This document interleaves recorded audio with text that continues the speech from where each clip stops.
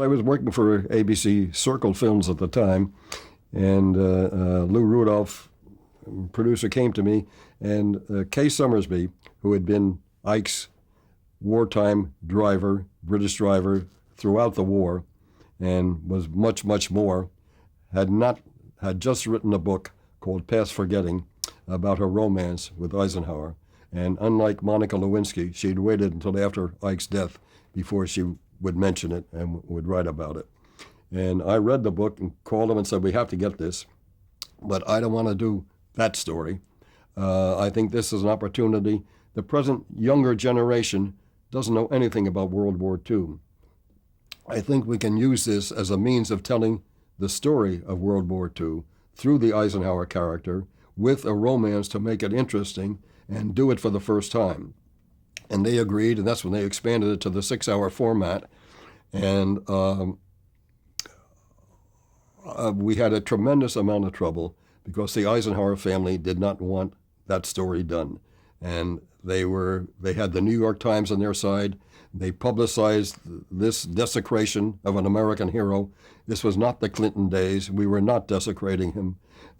We told Mamie Eisenhower she could review the script if she wanted to. Instead, she sued us. I was in England getting ready to shoot the picture. She stopped the production for over a year in the courts. And finally, at the end of it, she gave up and told us to go ahead. And we were said, just be careful of Mamie. And partly because of that or because of myself, I wanted to keep this as close to the reality as I could. And I knew there had been a romance. We were attacked even after the picture came out as having fabricated it. It was only recently that in New York at an antique sale that finally the papers of Kay Summersby, with all of the correspondence with Ike during the war, became public and was put up for sale and proved everything that I had been saying. But we had to battle all the way. And in order to keep it authentic, I had an idea that I knew we could not stage the big battle scenes, the big war scenes, the D-Day invasion, all of that in Saving Private Ryan, they could because they had the money. They had more money than the United States had at that time. So what I did is I went to the United States Army and sent them the script.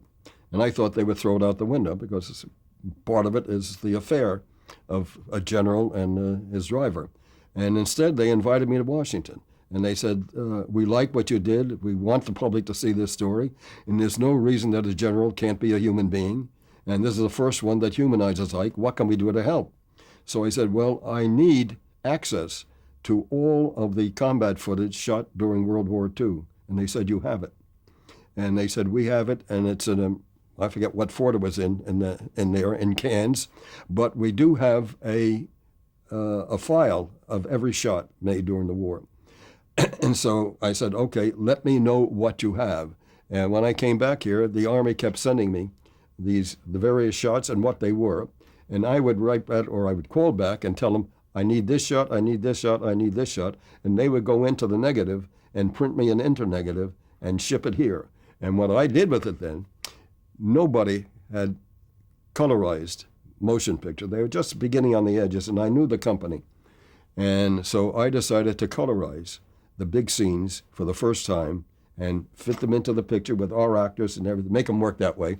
So we did that, and it was a very difficult process because we got the negatives from the Army.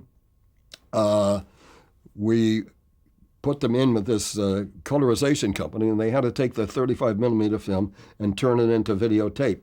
Then they took the videotape and they could colorize it from the tape, which you can't do from film, and then they would convert it back to film, and we would cut it into the film. The movie was on 35 millimeter. And then it came time for the picture to be aired by ABC, and I found out that, as with all movies on television, they converted to tape.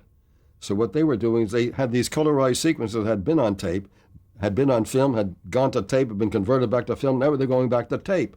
And I said, that's crazy. We're going to lose so much quality. They said, what do you want to do? I said, well, why don't you let me cut the original back in other words, to those segments where they occur in the film, and then we won't lose that quality on the air.